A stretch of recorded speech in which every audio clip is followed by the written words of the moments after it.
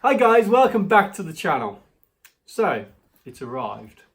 The SSX-23. So it's come from NOVRITSCH and you're here to see me open it because you can see it's still sealed.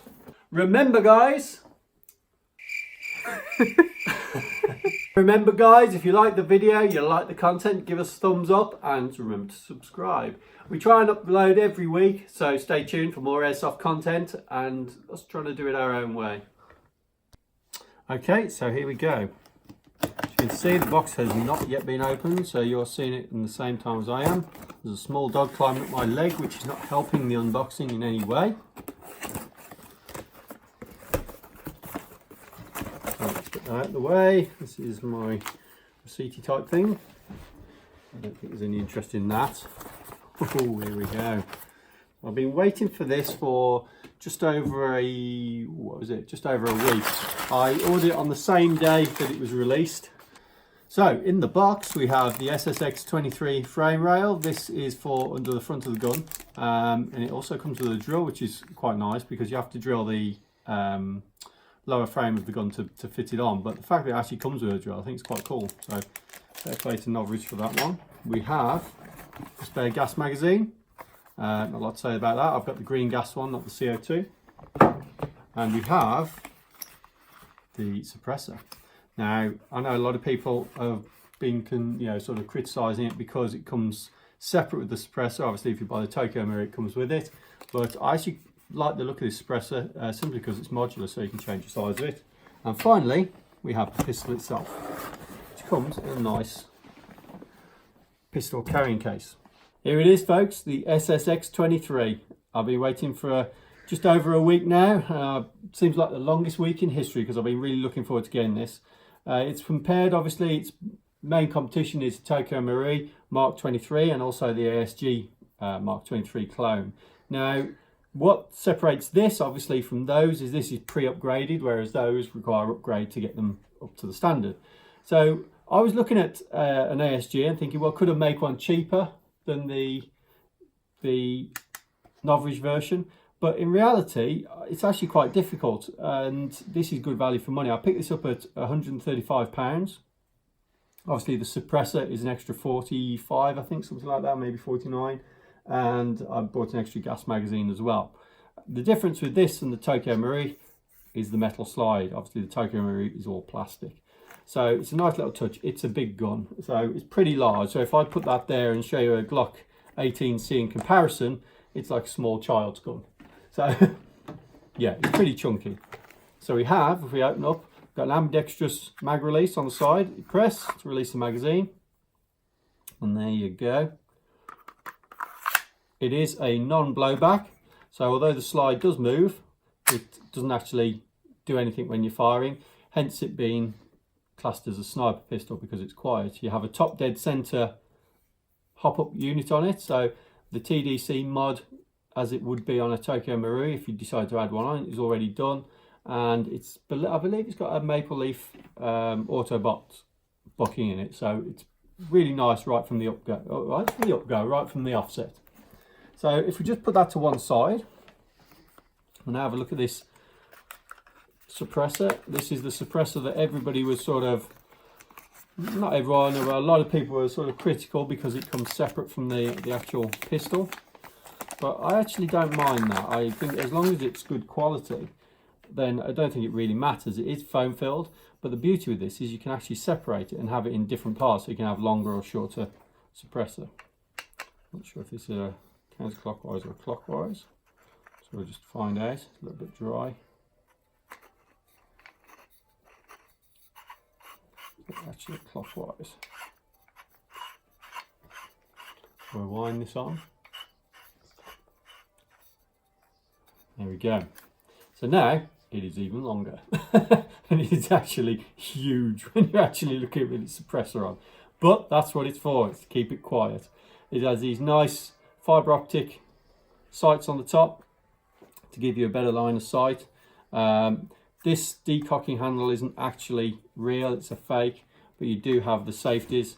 I haven't actually looked into how this operates yet, so that'll be for test shooting. But so far it feels good, it looks nice, so I'm really looking forward to using it. Next up will be putting the rail on the bottom so we can attach a light to it, so when I'm playing in the tunnels or in the dark, then I can get some light on it. So first impressions, nice, solid, feels really good, and I'm looking forward to using it. Okay, we're going to do the chrono test now. We're using the ultra air gas from ASG. So we've got 0.2 gram BBs in here. This isn't what I'd use in the gun, this is just for testing purposes.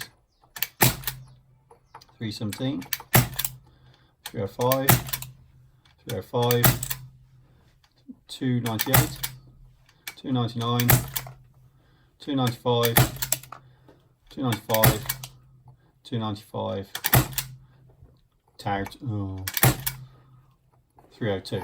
So you see it's pretty consistent. One thing that's interesting, if I pre-cock the actual trigger, the hammer should say, I'll do that again. You actually get a drop in FPS. I'm not sure why that is, but then if you do the full stroke, again, it goes back up to 311. So for some reason you lose a bit of FPS when you pre-cock the trigger, but that's not a problem. Okay guys, so one thing about this pistol, the main reason to buy this pistol is that it's extremely quiet and it's got a good long range. So we'll get to the long range in a minute. The main thing is at the moment is how loud it is. So this is with the suppressor on. So as you can see, there's no BBs in here. We're just going to do a dry fire, give an idea of what kind of sound it makes. So we'll put the mag in and we'll try. Now you can hear, maybe I don't know how it will come across on the microphone, but it hardly makes a sound at all. So if we take the suppressor off, and we'll do a comparison as to what it actually sounds like without it on. But it is, trust me, even if it doesn't come across on the camera, it is extremely quiet.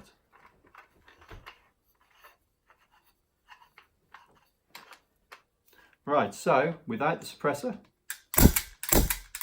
Okay, so it's actually not that much louder, but I have to say that with the suppressor on, it is quieter. It's not so much the actual overall sound, but the note of the sound, I think. Whereas this is more of a crack. It's probably not a lot louder, but the crack's more noticeable than the low thud that you get from this. So from actual, probably decibels wise, it's probably not a massive amount of difference, but the actual type of sound that you get is quite different. So I think that will be pretty effective out in the field, particularly outdoors. This is indoors where you'll get a little bit of an echo. When you head out into the field, particularly if you're in a woodland area, that's going to reduce the sound even more because of obviously background noise and weather conditions and whatnot. So far so good. So the next thing to try is a shooting test and see what kind of range we get out, what the hop-up's like. I won't be using 0.2 gram BBs for that though. That's really going to have to be a heavier weight BB, so 0.3 is upwards as recommended in this. So stay tuned for that. Okay guys, I just said we're going to do a shooting test. Before I just did that and it's on film and I will show you that in a second. But one thing that you need to know is 0.3s aren't heavy enough. So I've done the shooting test with 0.3s. They're nowhere near heavy enough for the hop. I actually did it afterwards, but it's too dark to film now with 0.4s and it works a lot better with 0.4 BBs. So just bear that in mind. So really the accuracy consistency test that you see isn't really a true image of how it performs, simply because I'm having to aim quite low to allow the BBs to hop up and hit the target. So in reality, from what I saw, it's actually pretty accurate and it's going to reach quite a long way. So I was at 20 meters and they were going and yeah, a long way, and they were absolutely fine.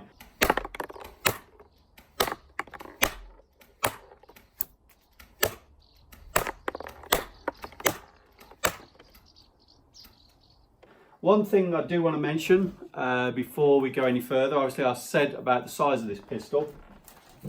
It's a holster. Now, not many people have mentioned this so far on the internet, I've noticed, but due to the size it's got, you've got to think careful about holster. Now, none of my sort of modern tactical style holsters will hold this just because of its sheer shape and size. So I've actually dug out a really old cheap holster that I got off eBay, and it does actually fit in here simply because the silencer can go through the base. So it does actually go in quite nicely and will fit on a belt. So just bear that in mind if you're buying this gun, or even a Mark 23 of any kind, is that because of the size of them, you do need to think about where you're actually going to put them. And it's quite a nice fit in there actually. So with that said, I'm going to call it a day. because next up for this is some gameplay, which is going to happen this weekend. I'm going to be doing a woodland airsoft match, so we'll see how it fares there. I'm going to take on a sniper rifle and take this with me and see how we get on with it. I've got high hopes for it. I'm looking forward to using it. So yesterday was the first game with the SSX. It was a mixture of woodland, thick vegetation and two-storey buildings, first floor buildings. It was a really good mix, real nice site to play at. And the one thing I'll say about the SSX, I did take it out in a sniper configuration to start with, so I was using a ghillie suit, the sniper rifle and my SSX, and it performed faultlessly. It was really good. The only thing with the day is, with the vegetation being so thick, it was difficult to get any lines of sight to actually do much in the way of sniping. So in the break I actually swapped over to a more assault kind of loadout with an assault rifle and the SSX as my sidearm. But still, it performed so well. It was brilliant. It's so quiet. The range is fantastic. It was outranging some AEGs. You could get yourself into a position, and before you know it, the enemy team that maybe in the area that you're stalking was completely wiped out just with the SSX. They hadn't got a clue where it was coming from or anything, and I was so impressed with it.